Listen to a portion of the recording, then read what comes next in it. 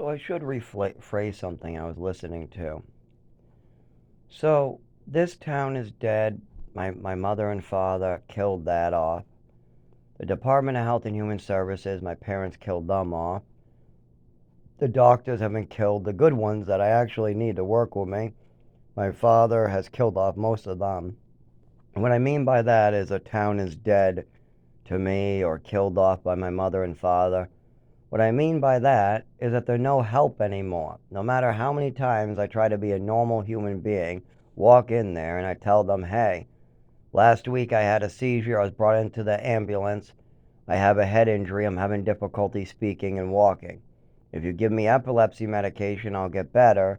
This started at age 7, 5, around there with this overdose. My mother, doctors and teachers pointed it out. There should be some documentation there.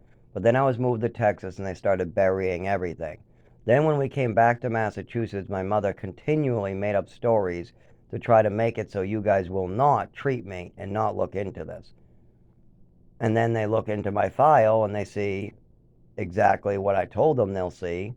My mother's made up stories about swimming medals and me jumping in the pool and how those are all mental illnesses and they don't know how to make tails up, down. All they think is, wow, mother sure told a lot of mental illness stories about him. And there's sure a lot of doctors that signed off on his mother's and father's bullshit. And this kid seems to really need epilepsy medication, but I mean, do I really want to involve myself? This looks like a lawsuit case waiting to happen. Do I want to show up for court 10 years from now, 3 years from now, when this kid's dead and the family's involved in court with the other family and all this other shit? Nah, we'll pass him off to somebody else. So, yeah, that's no help. Just 5 years here, 6 years there, more years here. Meanwhile, I'm almost in a wheelchair already. I'm barely able to make a bowel movement if it's below 55. It's getting to the point where it's really bad suffering. I mean, I was suffering pretty bad at age 7. I remember losing my vision completely and then being scared for weeks as teachers called me in the hallway and I had to learn how to kind of walk again with a different walk and my handwriting changed. And still today, my handwriting goes right down and my hand shakes. It doesn't stay straight. I get muscle spasms and my writing just goes down or up right off the page. Now, that wasn't the case. This is what the teachers were calling the sudden change. I used to write everything on the line straight across. I wasn't great on staying on the line, but it was always straight across.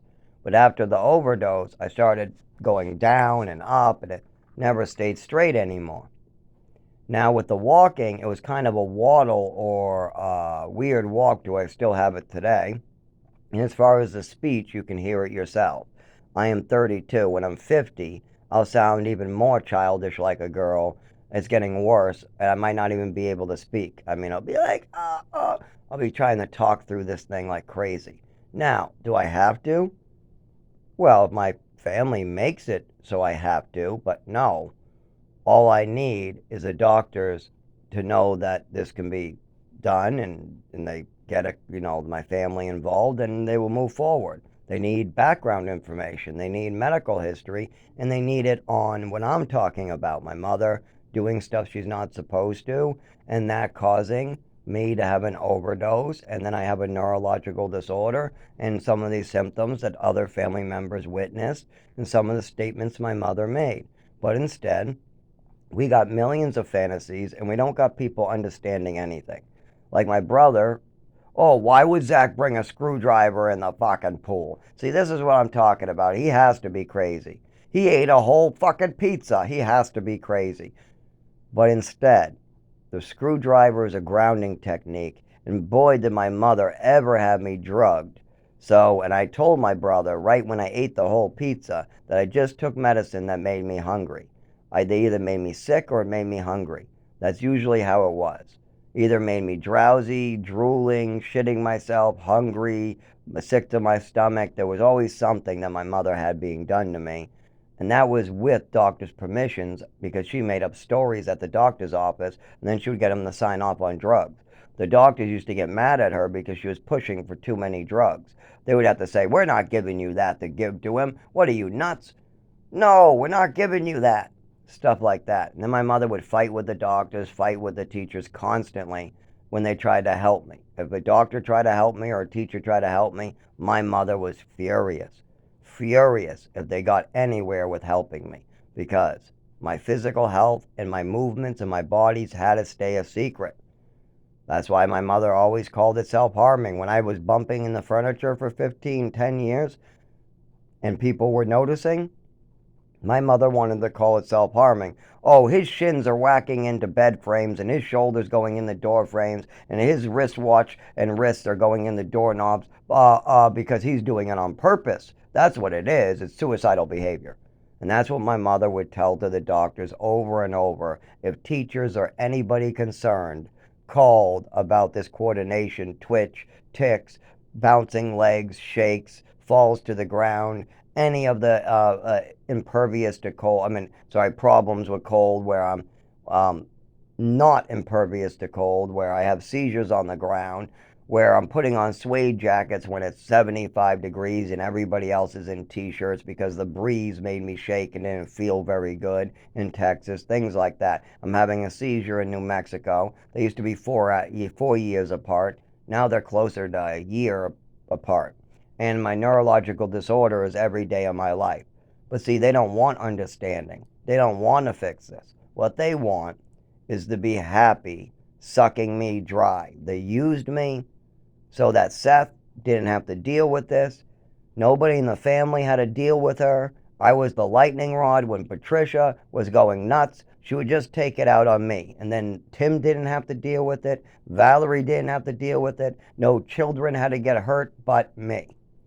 So now that they got me hurt, now that they let this woman have her way with me, now they just want to throw me away. They're done with me. They let the stories flow. They let the pills flow. They let the rulers flow. They let the backhands flow. They let the shoes flow. They let the lack of education flow. They let these people act crazy, and now that they're done with me, she's dead, she's done, she killed herself with drug and alcohol. My father wants to cover that up even. He tricked his way into an extra inheritance. He even cut that out of, oh great, Jeff doesn't want it, so great, who cares about Jeff? And my son? Oh, I can easily just fix that. I can take that too. Like I fucking care. What I want is what's mine, my health and my body and my doctors. I don't want my doctors interfered with, but they are. There's still my mother's and father's machine interfering with my doctors. That's their statements. That's their words on that paper. So you better come and fix this, because I'm not fucking living in the woods because of you fuckers again. No. It's one thing to blame me because you guys are bringing drugs in the house and I'm a 19-year-old stupid and take them. Okay, I have responsibility in that. So do you, but I took all the responsibility. But this time, I cannot go back to my work solely because of my father and mother and his new wife. Why can't I get the doctor to give me epilepsy medication? Well, he is. He's giving me a stopgap measure for now. But until they have more medical history, he doesn't want to do anything, really. Well, they wanted to do something. They want to treat my epilepsy, so what's the problem? Oh, my mother's and father's statements are the problem. Too much weird fucking medical history. Too much to go on by my mother and father, and then my stuff is too much to go on. It's like two files. It's like I got the file that I'm telling, and then there's the file that my mother and father are telling. And they don't know which one to move on. The doctors are like, do we listen to the patient or do we listen to the medical records? But when we listen to the medical records, he gets hurt and he has to live in the woods. But when we listen to the patient, he gets better and his seizures get reduced and he starts walking and talking better. Well, it sounds like we better treat him for what the patient's talking about, but we have no medical records to go on. Well, can't we get the family to come in and answer some phone calls? Can't we get Zach to talk to his family? I mean, the woman's dead, so what's the harm? I mean, can't they just settle this? No, no, no. They rather Zach die than handle a dead woman's stories at the doctor's with an 89-year-old who wants to go, oh, no, I need my vacations. I need my retirement. I don't remember. I know you don't remember. I know you're 89. You're probably a child that's retarded now. I've seen people go from 80 to 90.